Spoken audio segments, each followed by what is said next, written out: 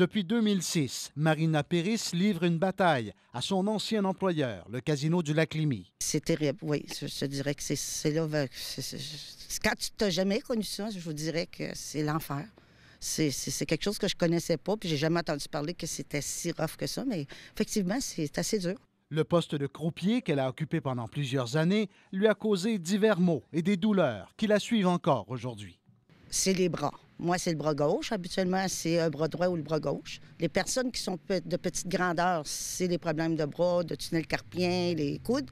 Et les personnes qui sont plus grandes, en principe, ils ont des mal de dos. Et elle n'est pas la seule à vivre avec ces difficultés. Le croupier Guy Ricard, venu l'appuyer dans cette bataille devant la Commission des lésions professionnelles, constate lui aussi les impacts physiques du travail de croupier. Il y a peut-être 300 personnes au casino qui souffrent de problèmes musculaires. Donc, c'est un vrai fléau. Tout le monde souffre de problèmes musculaires au casino.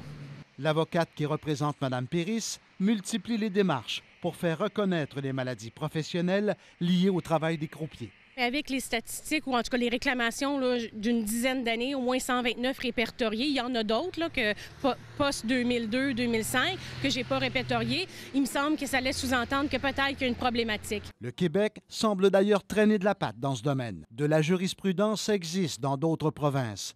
Et la Colombie-Britannique a même publié une mise en garde aux travailleurs. C'est la CSST même de la Colombie-Britannique, WorkSafe BC, avait mis une fiche signalétique à l'attention des croupiers, leur mettant en garde des mouvements répétitifs et des contraintes ergonomiques dans leur travail. Au-delà de cette reconnaissance de maladies professionnelles qui tarde à venir, l'absence et le silence du syndicat SCFP représentant les employés du casino a de quoi interpeller.